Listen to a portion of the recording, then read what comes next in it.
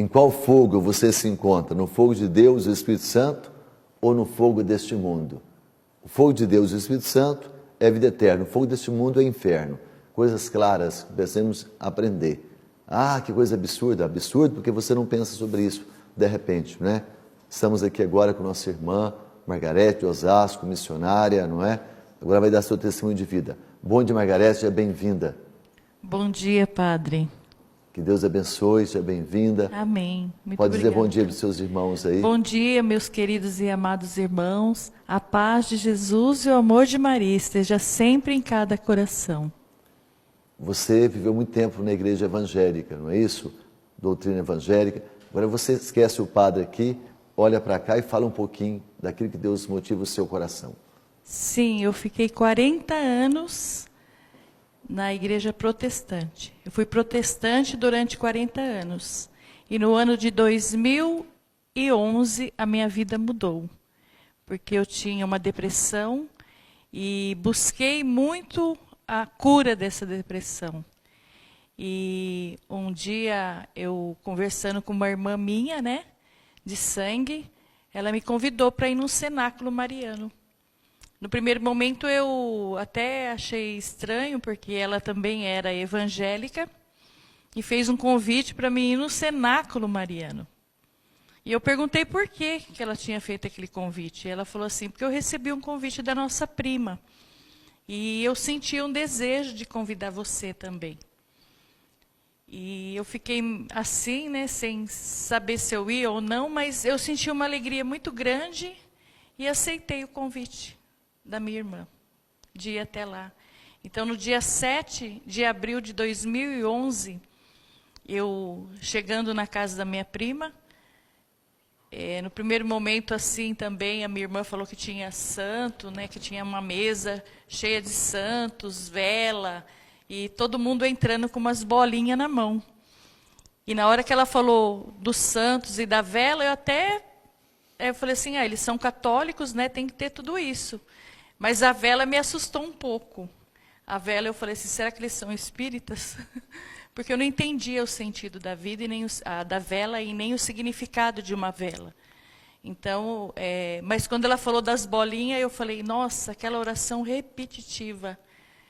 Mas eu entrei porque eu achei que ali era uma missão que Deus tinha me dado para mim converter aqueles católicos. Eu fui pastora há 12 anos.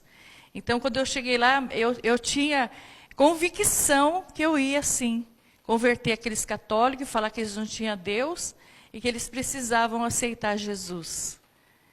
E começou a reza do terço, né, porque era um cenáculo, então a primeira coisa foi a reza do terço. Primeiro, segundo, terceiro, quarto mistério. No quinto mistério, todo mundo ajoelhou, eu também ajoelhei. E foi quando eu tive uma visão, né, de uma luz muito forte naquele ambiente, uma luz que não era essa luz, mas era uma luz diferente. E de dentro dessa luz saiu uma mulher vestida de branco com um manto azul. Ela chegou até em mim, olhou nos meus olhos e ela não disse nada. Inclusive, essa imagem que eu tive, essa visualização ali, ela estava com uma coroa na cabeça. A coroa dela tinha estrelas. E ela olhou dentro dos meus olhos. Ela não falou nada, mas o olhar dela me disse tudo. E eu tinha um vazio muito grande na minha alma, que eu procurei a minha vida toda preencher. E só foi preenchido esse vazio quando eu olhei nos olhos dela. Só que no primeiro momento eu achava que era uma anja que tinha vindo do céu. Mas não era, porque quando ela olhou dentro dos meus olhos, eu senti a voz dela, falando para mim assim, que a partir daquele momento, eu ia seguir o caminho do filho dela. Daí, quando ela falou isso, aí eu comecei a chorar muito, muito mesmo. E todo mundo ficou assustado de tanto que eu estava chorando, ninguém entendia o motivo, né? Porque naquele momento só eu que estava tendo a visão, e minha irmã do meu lado também chorava muito. Foi quando as irmãs vieram, né, para ajudar, e aí eu consegui me compor, já tinha até parado o terço, que todo mundo estava preocupado comigo e com a minha irmã, e foi quando ela foi se afastando, só que ela não deu as costas, Ela foi do mesmo jeito que ela veio, ela voltou. E quando ela voltou, que eu consegui me acalmar, continuou o terço, nós levantamos. Minha prima me deu a oportunidade para mim cantar, porque eu sou cantora. E quando eu fui cantar, quando eu me levantei, já me levantei católica. Ali foi a minha conversão. E quando eu perguntei, quem é essa mulher? Quem é essa mulher que apareceu para mim vestida de branco, com manto azul? E a minha prima olhou para mim e falou, que cor que era o manto? Azul e a veste branca? Eu falei, é. E foi quando ela pegou uma imagem que estava na mesa, e ela falou, é essa daqui? E a minha irmã, que estava do meu lado, falou, é essa daí. E eu olhei para minha irmã assim, né? Até falei, o quê? Você também viu? Ela falou, vi. Essa mulher vestida de branco com manto azul. E ela tirou o manto dela e colocou na minha irmã. Envolveu a minha irmã com o manto dela. E eu perguntei para todos, quem é essa mulher? Daí todo mundo começou a chorar. Daí a minha prima falou, ela é a mãe de Jesus. Então, se hoje eu estou na igreja católica, não é porque um ser humano me convenceu. Quem me convenceu foi a mãe de Jesus. E quando eu cheguei na minha casa, naquele dia, eu abri o meu portão. Eu não entrei primeiro, porque eu falei assim, pode entrar, Maria, que a casa é sua. E desde aquele momento que Nossa Senhora começou a fazer parte da minha caminhada e da minha vida, e eu fui conhecer a Igreja Católica, porque eu não conhecia, eu era ignorante na doutrina católica. Eu só falava aquilo que eu ouvia. Mas aí eu comecei, e o meu pároco, né, o padre Hélio, foi o meu catequista e me catequizou. E quando ele falou para mim que a maior riqueza que nós temos, a Igreja Católica, foi quando ele falou para mim da Eucaristia. Que na hora da Santa Missa, na hora que o padre eleva aquela hóstia, ali a oração eucarística é a transubstanciação do sangue, corpo, alma e divindade de nosso Senhor Jesus Cristo. Foi quando eu caí em mim e comecei a chorar, e ele perguntando para mim por que eu estava chorando. Eu falei assim, padre, quanto eu falava para os católicos que eles não tinham Jesus, que eles tinham que aceitar Jesus. Mas aí eu fui perceber que quem não tinha Jesus era eu. Eu não tinha Jesus. Eu quero fazer parte. Eu quero conhecer a igreja.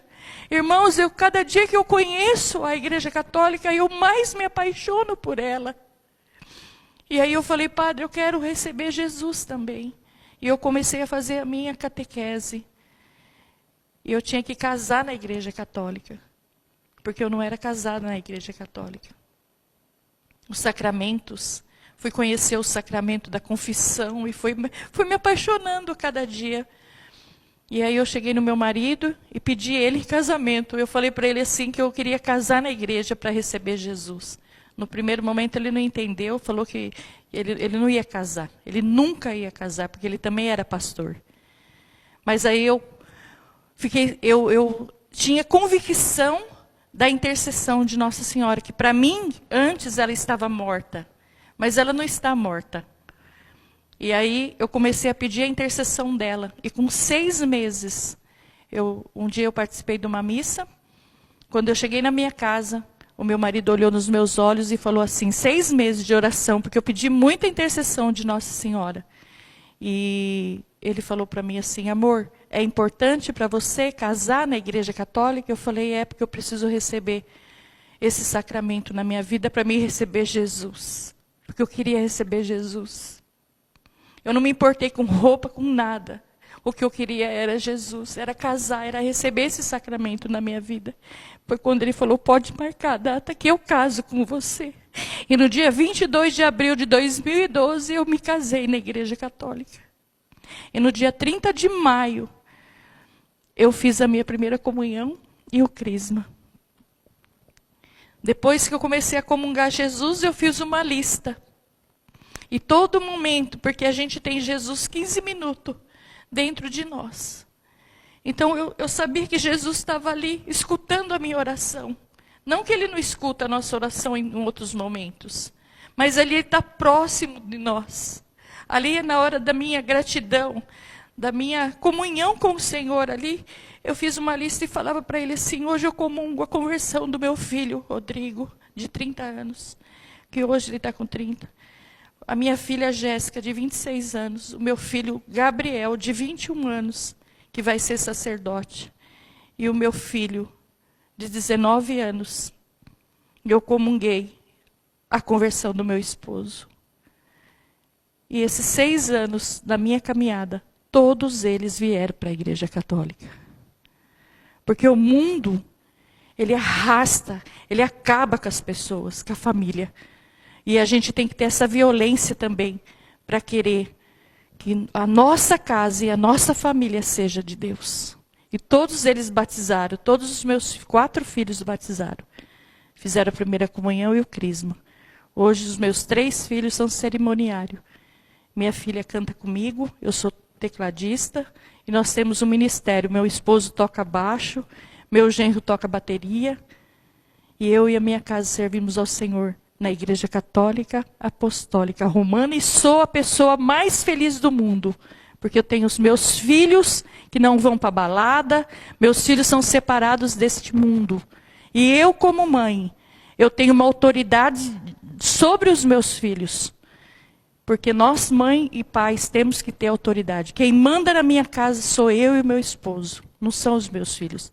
Eles podem ter a idade que eles quiserem. Quando eles casarem, eles que vão mandar na casa deles. Mas quem manda na minha casa sou eu. E também esse negócio de Halloween, eu também sempre criei meus filhos para não ir nessas coisas. Às vezes as professoras falavam, né, para ir, tudo. E eu falava, meu filho não vai. E no dia do Halloween, meu filho nem aparecia na escola. E nós temos essa autoridade. E eu vejo muitos católicos, muitos, porque são os católicos que estão ali. Então tem vergonha de falar que é de Deus. Tem vergonha de falar da doutrina, né? E vive uma fé fantasiosa. Vive uma coisa e prega outra coisa. Então eu quero deixar esse depoimento aqui. E falar para você que está em dúvida, que tem dúvida e que tem medo de Nossa Senhora. Isso aí é o inimigo que coloca na tua mente isso, esse medo. São pessoas usadas pelo maligno, porque ela pisa na cabeça da serpente e o diabo tem ódio de Nossa Senhora. Então você que está me ouvindo hoje, que tem algum medo de falar com Nossa Senhora, e você que é católico às vezes, não tem essa intimidade com a mãe. Então hoje, nesse momento, que através desse depoimento que eu estou te dando agora, que você se levante em ordem de batalha, assim como Nossa Senhora. E creia nisso, creia que ela é intercessora sim, e ela vive, e ela vai viver. E quando você agora, nesse momento, fala para ela, talvez você só tenha uma imagem dela na sua casa, você só é um devoto fraco, mas que hoje você toma uma posição de uma cristã católica, apostólica, romana, e tenha certeza que ela intercede por você. E fala para ela, pode entrar, Maria, que a casa é sua. Que bom ouvir esse testemunho. É interessante, na vida da Margarete, a experiência de Santa Teresinha, Menina de Jesus, que é a nossa padroeira das missões. Santa Teresinha foi curada de depressão, numa celebração, quando ela viu Nossa Senhora dando um sorriso para ela. Nossa Senhora do Sorriso, sabia? Nossa Senhora do Sorriso. Então, para se curar da depressão, o caminho mais seguro mesmo é Nossa Senhora, a mãe do sorriso. Que alegria fazer isso. Obrigado pela sua presença, pelo seu carinho. É bom lembrar que você vai estar conosco hoje à noite, sim, lá na Paróquia Santa Teresinha do Menino Jesus, dando com mais detalhes o seu testemunho na Missa da Luz, a luz entrando. É interessante, né, Margarete, nesse tempo que muitas pessoas estão indo para falsas doutrinas, para falsas religiões, criando células, negando, né?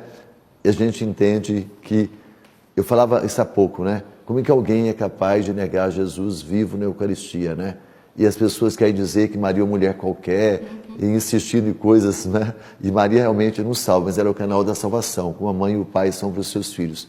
É isso que anda acontecendo, né? Sim, e muito, né? Mas que nós possamos ser esse canal da graça.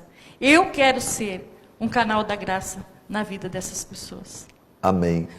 E que bom, né, que Deus nos dá essa possibilidade, enquanto, né, outros vão embora, aqueles que têm um coração reto estão se voltando para Deus. Eu quero insistir, leia esses 2 livros, Todos os Caminhos Levam a Roma. Um homem que era pastor, e pastor daquele nível, assim, intelectual lá em cima. E também O Preço a Pagar por Ser Cristão, muçulmano, para se tornar católico. Olha a luta que foi, muçulmano. Imagine um muçulmano se converter à religião católica. Você está brincando, jogando fora a sua casa, você abandonou Nossa Senhora, agora Nossa Senhora não existe na sua vida. Você consegue dormir em paz mesmo? Você tem tranquilidade no coração? Presta atenção, daqui a pouco juntos novamente, respondendo as suas perguntas, rezando mais. Fique aí conosco.